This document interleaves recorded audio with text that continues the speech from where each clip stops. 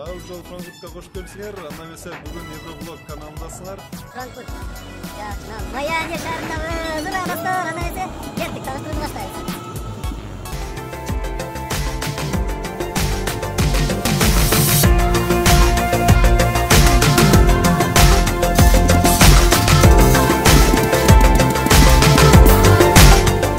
Дүйнөдө экинчи Нью-Йорк аты аталган шаардын кечки көрүнүшү Франкфурт шаарынан ушундай бир сонун көрүнөт. Анан артындагы мондай бир сонун үйлөрдү римдиктердин стилинде курушуп, ушул жерде жашап калышат.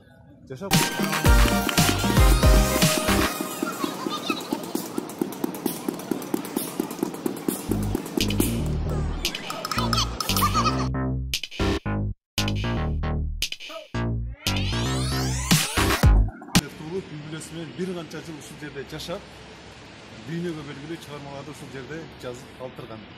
Евроблог.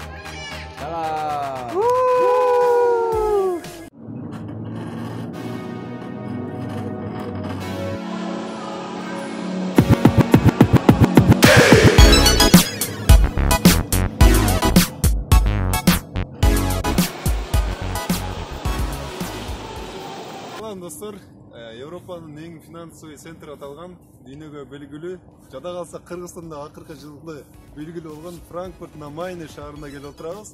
Ал шаардын эң бир символу болгон, баарыбызга белгилүү болгон мо еврону баарыңар эле көрсөңөр керек.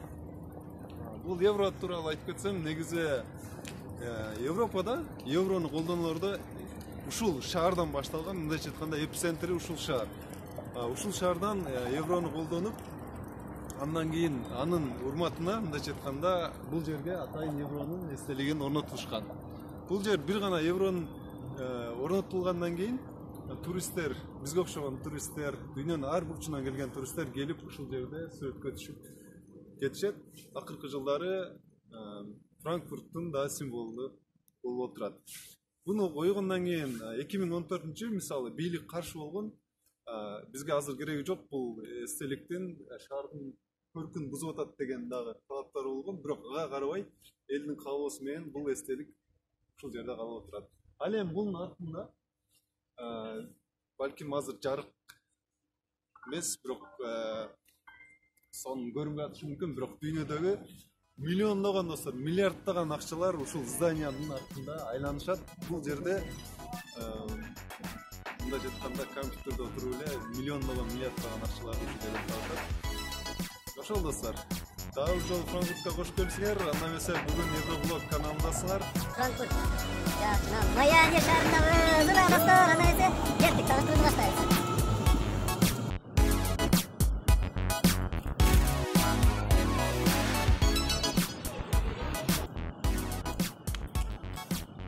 Абдан коз, абдан сулуу деп саякаттагыла аны көргүлө деп бир канча бестселлер китептердин автору Саидмурат Давлатов айтты эле.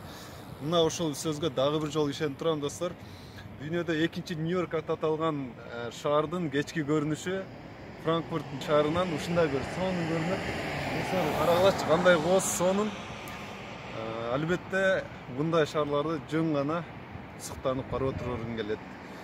Албетте силерге да кеңешим, кечинде келгиле, ушундай бир көпүрөлөр бар, миңдеген көпүрөлөр бар, көптөгөн.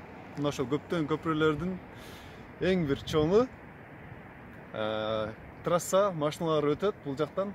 Ошол жерден келгиле, көргүлө. Ушундай бир сонун козук көрүнөт.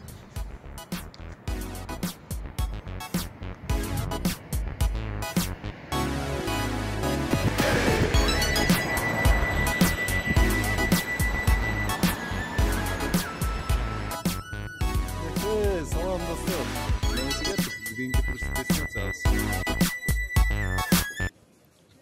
Дүйнөгө белгилүү Zara, H&M, Adidas, Puma, Нью-Йоркер жана башка дүйнөлүк продукталар ушул Франкфурттун Сайл деген көчөсүндө жайгашкан. Ал жакта элдер дайыма көп болгондуктан ырдаган, жакшы бийлеген адамдар келип, бул жакта өнөрүн элдерге тартуулашып, андан акча табышат.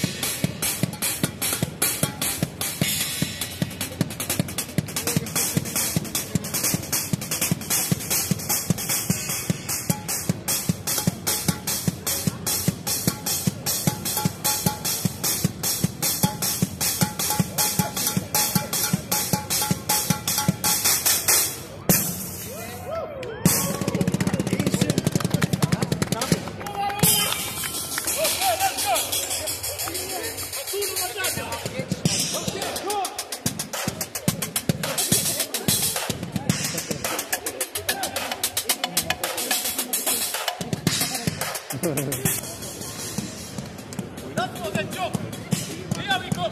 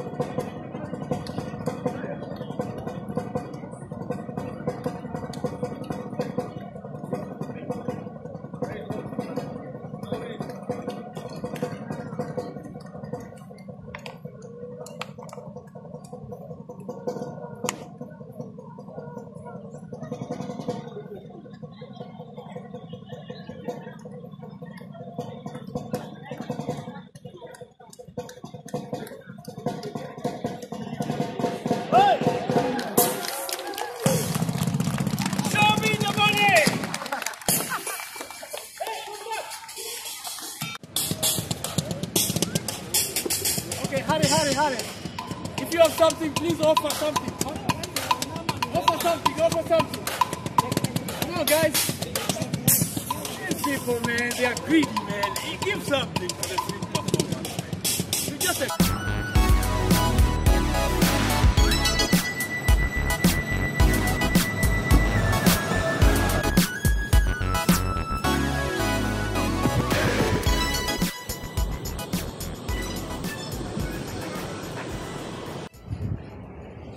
Frankfurt'un metroları. Frankfurt şehri dünyadagi eng chong shahar bo'lganlardan biri. Mына cho'ng megapolis. Dünya жүзүнөн ар жактан мигранттар келип иштешет. Бул жакта адамдардын транспорттук байланыштарды абдан сонтунду. Мисалы ар бир 200 метрде метролорду троллейбус жана коомдук унааларды автобустарды көрсөңүз болот.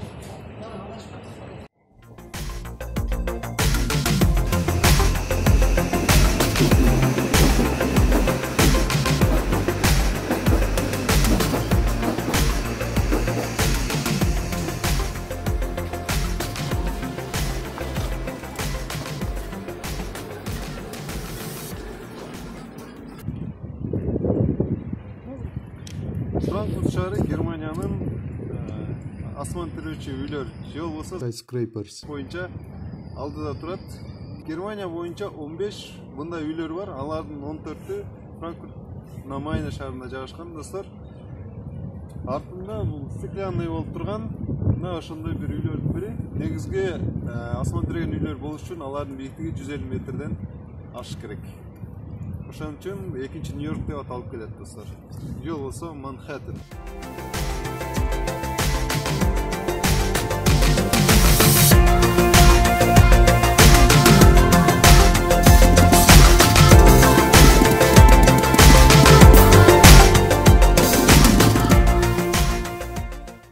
Короче, Франкфурттун местный бул жакта гиди биз Кыргызстандык жигит Кадырал деген досум менен үйлөнөбүз. Бүгүнкү биздин гид азыр жаңы эле Евродон чыктык. Евронун символу монументинен чыктык. Метро менен кайерге атабыз? Ойнема. Римдиктердин үйүнө кетип атабыз. Бираз эшиктер жабылып, суык. Жок, настроение бек. Салам достор. Франкфурттун дагы бир центринде жайгашкан римдиктердин үйү Ромер Хауска келдик. Өзүңүздөр көргөндөй артта карасаңыздар жомоктогудай дизайны да өзгөчө үйлөр турат. Бул 3 жыл мурда атайын Италиядан Германияга ушул жакта жашоо үчүн келишип, бул жакта соода саттыктар кылышкан.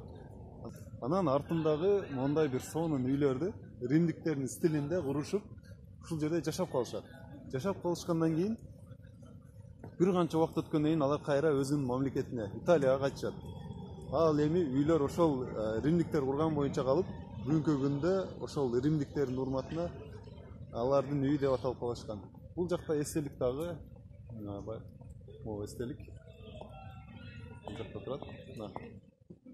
ошол римдиктердин эстелиги болот деп. Бул жакта римдиктердин да үйү бар, дагы бир башка үй. Тилекке каршы бул жакта фонтанда ремонт болуп атат. Мына үй достор. Бул жакта римдиктердин үйү болуп эсептелет. Бирок убакыт өткөндөн кийин алар азыркы учурда Red House же башка айтканда мэрияга айландырышкан. Бүгүнкү күндө мэрияга тар колдонуп келет. Бул жакка да Франкфуртка келсеңиздер, сөзсүз келиңиздер, абдан популярдуу. Туристтердин көпчүлүгү ушул жерде көрүп фотого түшөт, көрүп кетишет. Азыркы учурда бул жак центр болгондуктан бул жакта силер сувенирлерди тапсаңар болот. Артында турган сувенирлер мына ошол римдиктердин үйүнүн жанында сатылат. Баалары өтө деле кымбат эмес, негизинен 12 евро. 12 евро, 10 евро жана сапаттуулар таба аласыңар достор. Келгиле. Бул жер кечинде сиз дагы абдан жарык болуп, элдин баары ушул жерде. Бирок бүгүн жамгыр жаап атат, ошол сыяктуу элдер аз, бирок артында бул жакта туристтерди алып кит жүрөт, ал жакта түшүндүрүп берип атат. Андан сырткары бул жакта абдан бир сонун жазы турат. Балким бул жакта көрүнбөшү мүмкүн. Мен силерге окуп берейин. This is what a feminist looks like in Frankfurt. Мындайча айтканда, бул жерде феминист кандай көрүнгөнүн ушул жерден көрүп алсаңар болот деген жазып экен. Бирок эмне маанде түшүнбөдүм. Балким үйлөрдүн дизайнын айттыбы, же балким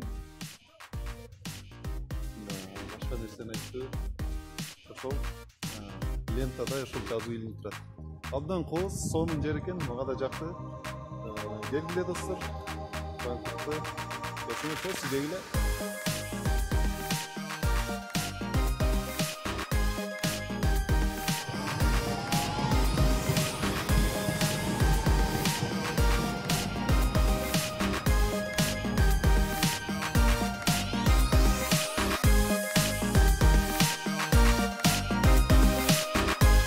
Атайын біздің каналға саламатсыздар, римдиктерди таап алдык. Буюрса, бул жакта көрүп атабыз.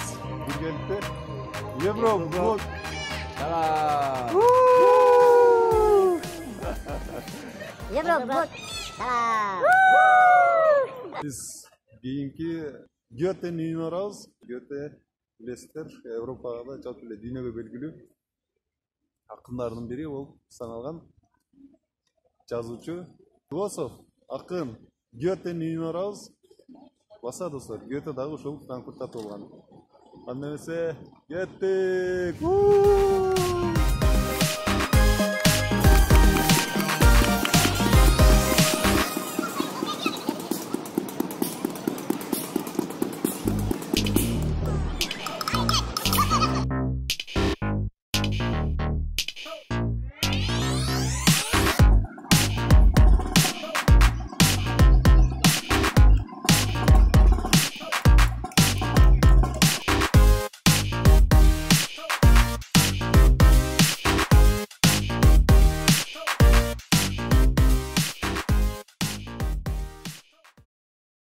Дүйнөгө белгилүү Гёте деген философ, акын, ойчул ушул жерде жашаган экен. Бул жерде атайын бүгүнкү күндө дагы туристтердин келүүчү жайга айланган. Бул жерде көрсөңүздөр, Франкфурттун Гёте Хаус деп аталат. Ушул жерде бүгүнкү күндө туристтер келип, атайын музейге айланган. Бул жерде Гёте өзү ушул жерде туулуп, үй-бүлөсү менен бир канча жыл ушул жерде жашап, дүйнөгө белгилүү чыгармаларды ушул жерде жазып калтырган. Достор, ушун менен Евроблог биздин блогубуз аягына чыкты. Бул жерге келгиле, римдиктердин үйүнө келгиле, кечиндеси Моско чыккыла жана Гётеге кызыксаңар, Гётенин үйүнө келип кеткиле. Жана албетте каналга жазылууну унутпагыла достор, лайктан баскыла, достор менен бөлүшкүлө, саламатта калгыла. Салам достор, Европанын финансовый центри болгон дүйнөгө белгилүү экинчи Нью-Йорк аталган кайсы шаарга келдик дебейсиңерби?